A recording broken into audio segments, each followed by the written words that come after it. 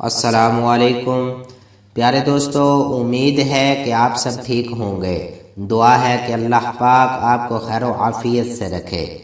دوستو، آج کی ویڈیو میں ہم آپ کو بتائیں گے کہ بیوی کے ساتھ ہم بستری کا اسلامی طریقہ کیا ہے۔ ویڈیو کی تفصیل میں جانے سے پہلے آپ لوگوں سے گزارش ہے کہ اگر ابھی تک آپ نے ہمارا چینل سبسکرائب نہیں کیا تو ابھی سبسکرائب کریں اور ساتھ لگے بیل کے بٹن کو لازمی پریس کریں تاکہ آنے والی ہر نئی ویڈیو آپ کو بآسانی مل سکے۔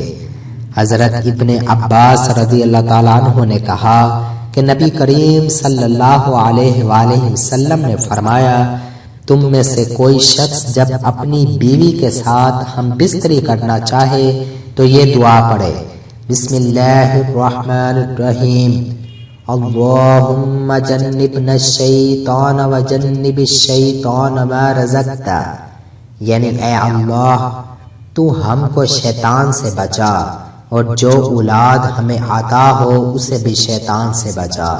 پھر اگر عورت مرد کے درمیان اسی صحبت میں لڑکا پیدا ہونا مقدر ہو گیا یعنی حمل قرار پا گیا تو شیطان اس لڑکے کو کبھی ضرر نہیں پہنچائے گا۔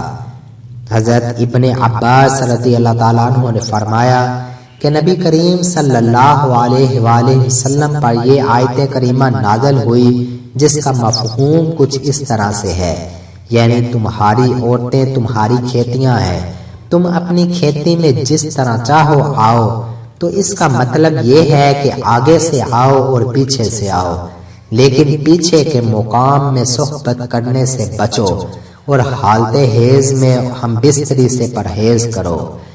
حضرت خزیمہ بن ثابت رضی اللہ تعالیٰ عنہ سے روایت ہے کہ نبی کریم صلی اللہ علیہ وآلہ وسلم نے فرمایا کہ اللہ تعالیٰ حق بات کے اظہار سے شرم نہیں فرماتا، تم لوگ عورتوں کے پیچھے کے مقام میں صحبت نہ کرو۔ ایک اور روایت میں ہے کہ حضرت ابن عباس رضی اللہ تعالیٰ عنہ نے کہا کہ نبی کریم صلی اللہ علیہ وآلہ وسلم نے فرمایا کہ اللہ تعالیٰ اس شخص کو رحمت کی نظر سے نہیں دیکھے گا جو مرد یا عورت کے ساتھ اس کے پیچھے کے مقام میں صحبت کرے۔ ایک اور روایت میں ہے کہ حضرت ابو ہریرہ رضی اللہ تعالیٰ عنہ نے کہا کہ نبی کریم صلی اللہ علیہ وآلہ وسلم نے فرمایا کہ جو شخص اپنی بیوی سے اس کے پیچھے کے مقام میں صحبت کرے وہ ملعون ہے۔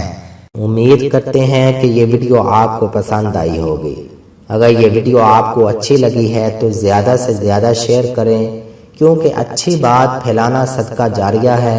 ثواب کی نیت سے خوب شیئر کریں اور اسلام کو دوسروں تک پہنچانے میں ہمارا ساتھ دیں۔ جزاک اللہ۔